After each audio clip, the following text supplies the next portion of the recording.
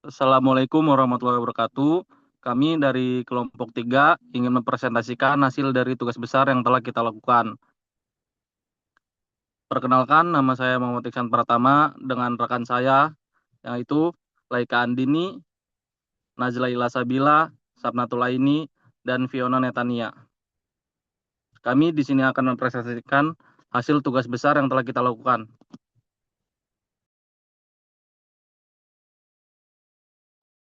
Yang pertama ada profil proyek dan metodologi identitas proyeknya.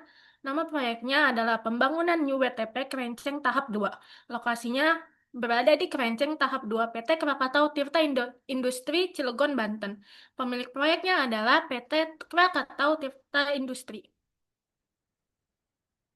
Selanjutnya, yang profil proyek dan metode data. Teknik pengumpulan data dilakukan melalui metode wawancara karena mampu menggali informasi secara lebih mendalam mengenai kondisi aktual dan proses kerja di lapangan. Metode ini dipilih agar peneliti dapat memahami permasalahan yang terjadi secara lebih jelas dari sudut pandang narasumber. Narasumber yang diwawancarai merupakan project control di lokasi proyek, sehingga memiliki pengetahuan dan pengalaman langsung terhadap pelaksanaan pekerjaan. Informasi yang diberikan dinilai lebih akurat dan relevan dengan kondisi aktual yang berada di proyek. Selain itu, narasumber juga mampu menjelaskan kendala pekerjaan serta potensi yang terjadi pemborosan atau waste dalam proses konstruksi.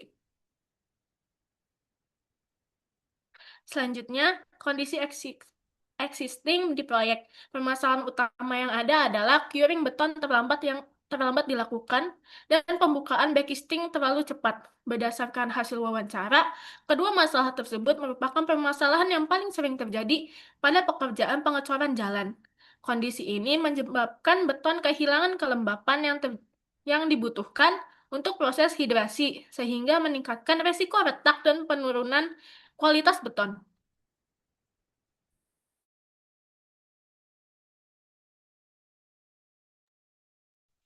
Selanjutnya ada waste yang ditemukan. Yang pertama yaitu defect. Terjadi keretakan beton akibat curing yang terlambat dan pembukaan backcasting sebelum beton mencapai kekuatan yang cukup. Lalu yang kedua ada waiting. Pekerja sering menunggu kedatangan truk molen beton yang terlambat karena faktor cuaca dan distribusi material. Yang ketiga yaitu non-utilized talent. Tenaga kerja yang sudah bekerja tidak dapat dimanfaatkan secara optimal selama proses menunggu material.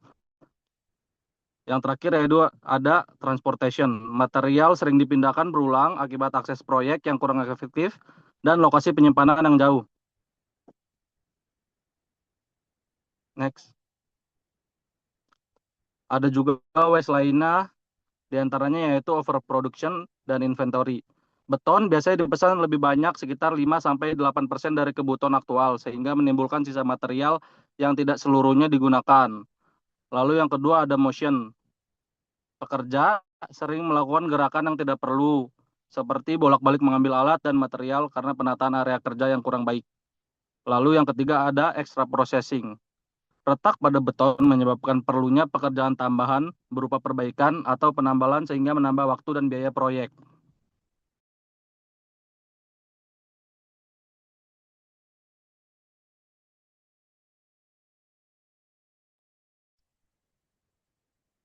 Oke, selanjutnya ada analisis akar penyebab waste.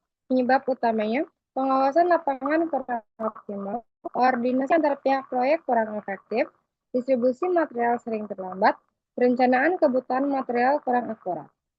Berdasarkan analisis menggunakan metode 5 whys, sebagian besar waste berasal dari lemahnya pengendalian pekerjaan di lapangan. Akibatnya, beberapa aktivitas tidak berjalan sesuai prosedur dan menimbulkan pemborosan pada proses konstruksi. Next.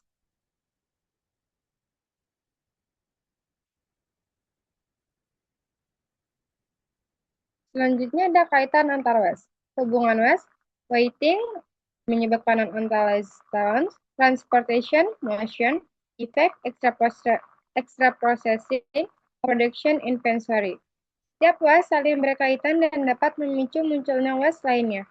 Sebagian contoh, keterlambatan material menyebabkan pekerja menunggu sehingga produktivitas tenaga kerja menjadi menurun. Selanjutnya ada dampak waste pada proyek. Dampak yang ditimbulkan itu ada produktivitas menurun, jadwal pekerjaan terlambat, biaya proyek meningkat, kualitas pekerjaan berpotensi menurun. Apabila waste tidak dikendalikan, maka proyek akan mengalami pemborosan sumber daya dan target pekerjaan menjadi lebih sulit untuk dicapai sesuai rencana. Selanjutnya ada strategi land construction. Strategi perbaikan yang pertama menyesuaikan jadwal kedatangan beton dengan jadwal pengecoran. Yang kedua, mengoptimalkan pekerjaan tenaga kerja saat menunggu material. Yang ketiga, menata alat dan material lebih dekat dengan area kerja. Yang keempat, mengendalikan pemesanan material agar sesuai kebutuhan. Strategi ini bertujuan menciptakan aliran kerja yang lebih lancar, mengurangi waktu tidak produktif, serta meminimalkan pemborosan material dan tenaga kerja.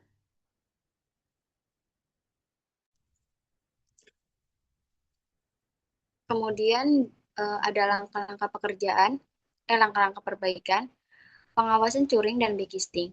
Pengawasan lapangan harus memastikan curing dilakukan secara rutin dan backcasting dibuka sesuai standar agar beton tidak mengalami keretakan. Kemudian pengendalian material. Perhitungan kebutuhan beton perlu dibuat lebih akurat sehingga tidak terjadi kelebihan material yang berpotensi menjadi waste.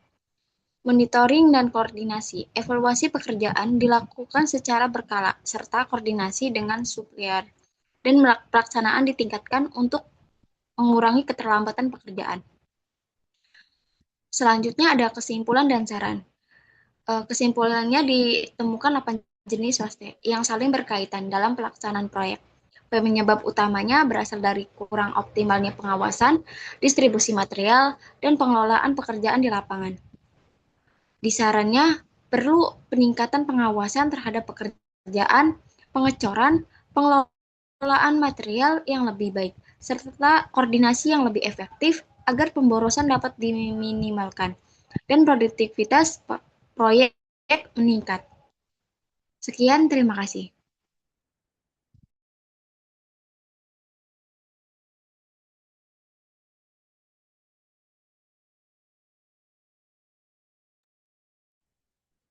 Itu saja yang dapat disampaikan oleh kelompok kami. Kurang lebihnya mohon maaf. Wassalamualaikum warahmatullahi wabarakatuh.